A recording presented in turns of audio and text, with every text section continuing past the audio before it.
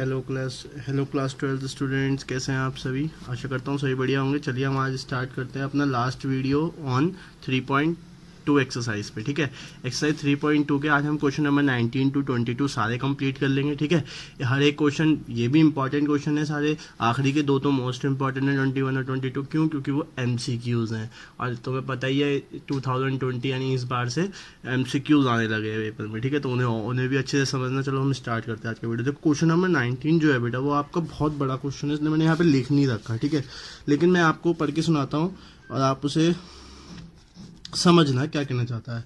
देखो सबसे पहली बात कहता है, a trust fund has ₹30,000 that must be invested in 2 different types of bond.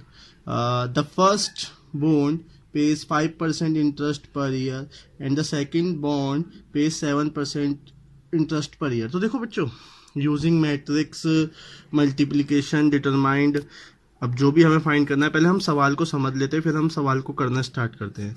सवाल में कह रहा है बच्चों कि एक ट्रस्ट है जो दो प्रकार के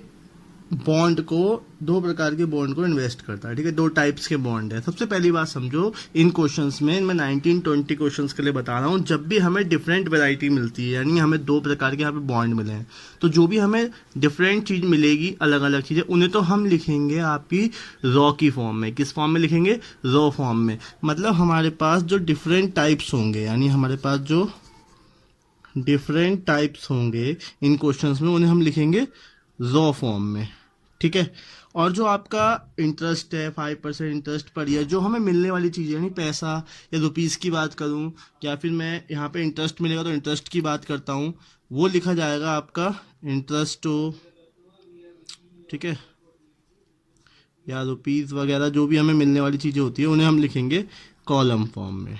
ठीक है, और लास्ट में उसका लिखा हुआ ये, इसके अंदर मल्टीप्लिकेशन मैट्रिक्स मेथड अपनाना है, तो बस फिर क्या दिक्कत है। ठीक है, अब चलो सर हम पहले सॉल्यूशन स्टार्ट करता हूँ इसका सॉल्यूशन स्टार्ट करने से पहले ध्यान दो कि सबसे पहले हमारे पास यहाँ पे 2 ट्रस्ट जो है वो 2 तरीके के बॉन्ड इन्वेस्ट करिए। पहला बॉन्ड हम देखो वो करती है 30,000 रुपीज के। ठीक है, अब एक बात बताओ, अगर मैं लेट कर लूँ, let the first type of bond, अगर मैं फर्स्ट टाइप के बॉन्ड को एक्स लेट कर लूँ, तो सेकंड वाले के लिए कितना रह जाएगा?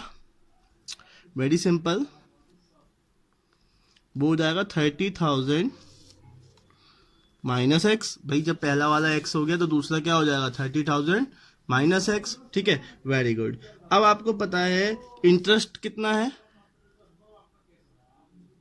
इंटरेस्ट पे ऑन फर्स्ट बॉन्ड, यानी फर्स्ट बॉन्ड पे इंटरेस्ट कितना मिल रहा है आपको? 5%। 5% को मैं लिख सकता हूं कितना? 5/100। ठीक है, 5/100, क्योंकि परसेंट का 100 आ जाएगा। ऐसी इंटरेस्ट पे ऑन सेकेंड बॉन्ड पे कितना इंटरेस्ट है? 7%। That means 7/100। ठीक है, इतना काम हो गया। अब मेरा बस, अब इसके बाद मल्टीप्लिकेशन बहुत ही आसान है। मैट्रिक्स बनाते हैं हम इन्वेस्टमेंट की, मैट्रिक्स ऑफ इन्वेस्टमेंट की मैट्रिक्स कैसे मैंने बताया था, वहां पे डिफरेंट टाइप के बॉन्ड है, तो हम उन्हें बनाएंगे रॉ फॉर्म में। यानी पहला एक्स है, सेकंड क्या है? 30,000 माइनस एक्स। ये आपका बन गया रॉ फॉर्म में इन्वेस्टमेंट। ठीक है, उसके बाद आपका ये जो इंटरेस्ट पे टाइप है, इसकी मैट्रिक्स बनाएंगे, मैट्रिक्स ऑफ एनुअल इंटरेस्ट पे। इसकी बनाएंगे हम कॉलम फॉर्म में। तो पहली वाली क्या है? 5/100, दूसरी है 7/100। ठीक है, अब उसके बाद बस मल्टीप्लिकेशन रूल अपनाएंगे, टोटल एनुअल इंटरेस्ट। बस अब आप इन दोनों का मल्टीप्लाई करा लो, बहुत ही आसान है, बैठेगा। ठीक है, x माइनस 30,000 माइनस एक्स, और इसका मल्टीप्लिकेशन कराना है मुझे 5/100 और 7/100 के साथ।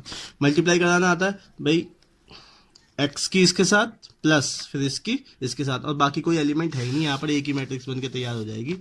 ये देखो एक्स सी कराऊंगा उसके साथ तो वो हो जाएगा 5x upon 100 plus 7 30,000 minus x upon 100। LCM वगैरह ले लो, बस यही बन के आएगा और कुछ मैट्रिक्स में नहीं आएगा, क्योंकि मल्टीप्लाई कराना बार बार नहीं बताऊंगा कैसे करते हैं, सीख गए होगे अब तक।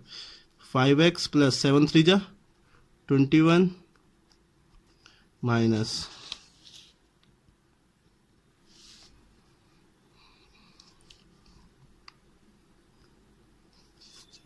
7x में से इतने जाए कितने बचेगा 21 0 0 0 माइनस 2x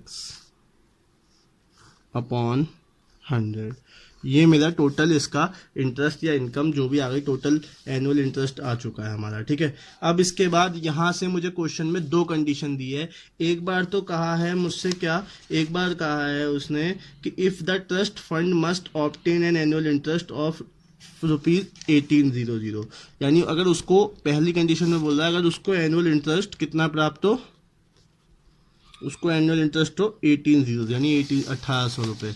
तो हमारी तरफ से तो एनुअल इंटरेस्ट ये है आपका 2100 minus 2x upon 100 is equal to 1800। तो वो कितना इन्वेस्ट करेगा, इसकी तरह मल्टीप्लाई करा लो।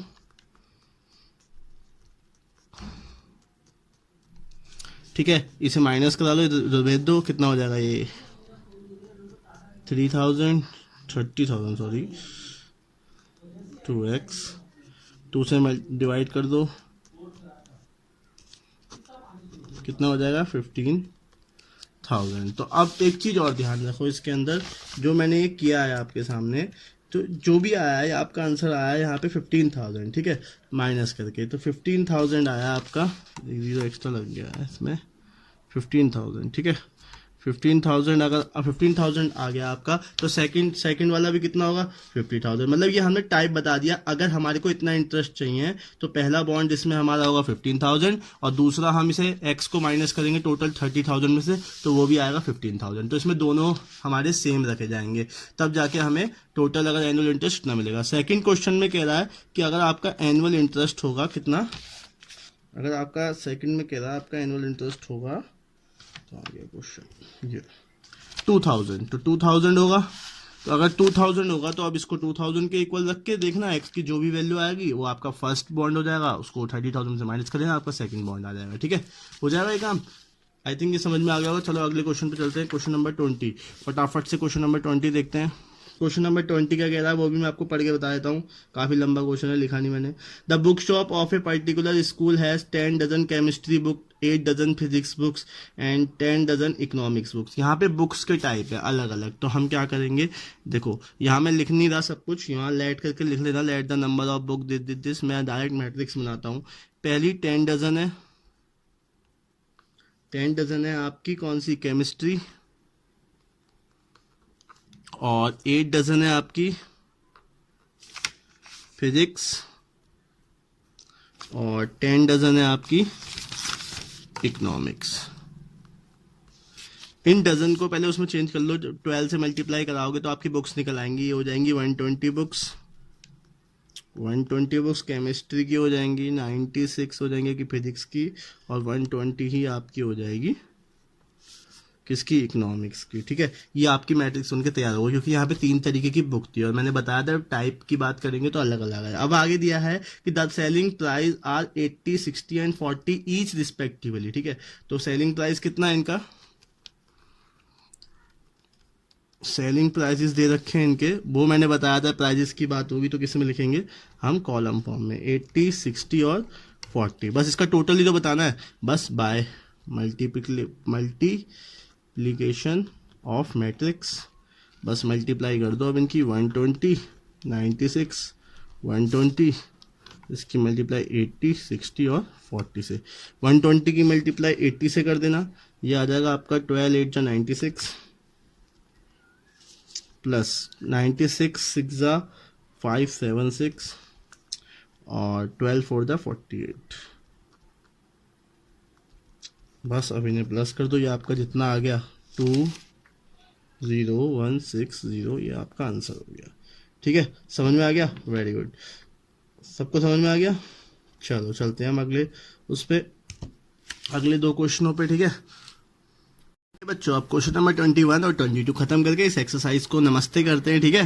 तो देखो सबसे पहले क्या करना है, क्वेश्चन नंबर 21 समझते हैं, ठीक है। क्वेश्चन देखो ये क्वेश्चन अगर मैं आप लोगों को समझाने लगूं तो बहुत देर तक 1 घंटा बाद समझा सकता हूं, फिर भी शायद तुम्हें कुछ समझ में ना आए, ठीक है। तो मैं इसको बहुत ही ईजिएस्ट वे जो होता है ना, सबसे ईजिएस्ट वे वो बताता हूं ताकि क्वेश्चन देखते ही हो जाए, ठीक है।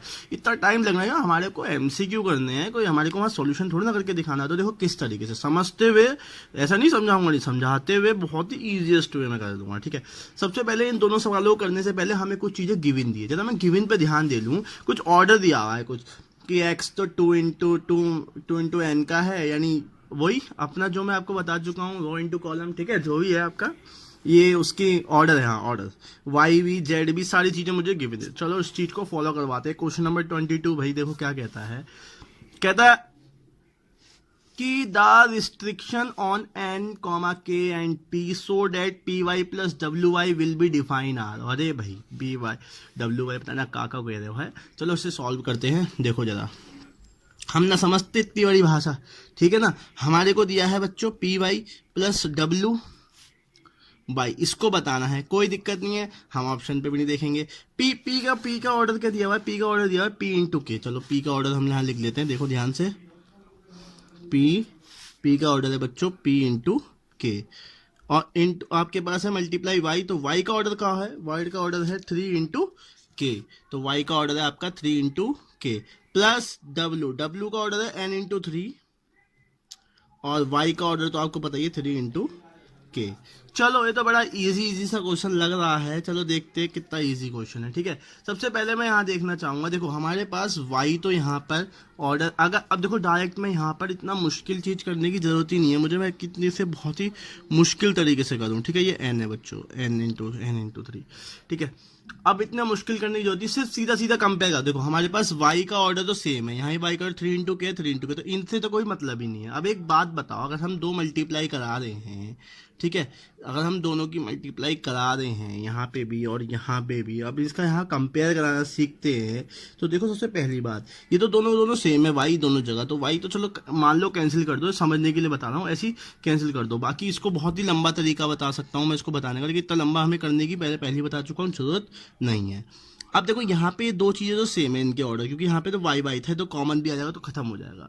अब हम बात करते हैं सिर्फ और सिर्फ पी और डब्ल्यू वाली, तो देखो पी इंटू के, यहाँ एन इंटू 3, तो के की वैल्यू तो यहाँ से मुझे निश्चित दिखाई दे रही है, क्या होगी 3, क्या होगी 3, तो के की वैल्यू तो यहाँ से क्या आ गई 3। अब पी और एन ये दोनों इक्वल होंगे, क्यों होंगे इक्वल बच्चों, देखो एक सबसे पहली बात, अब देखो यहाँ समझने वाली बातें आती हैं। देखो जब ऑर्डर इक्वल होगा तभी हम उसे ऐड कर सकते हैं।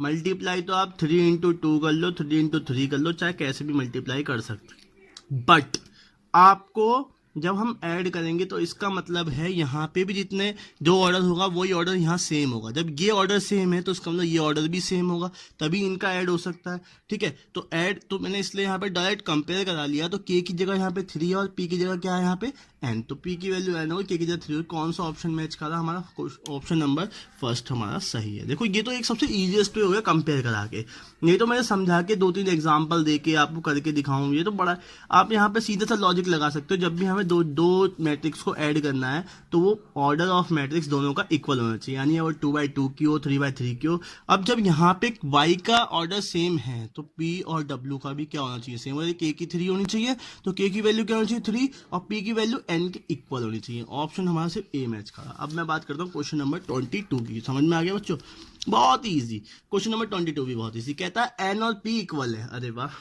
n और p क्या है इक्वल है, 7x माइनस 5z का क्या ऑर्डर होगा। अरे बहुत ही इजी क्वेश्चन सा लग तो रहा है।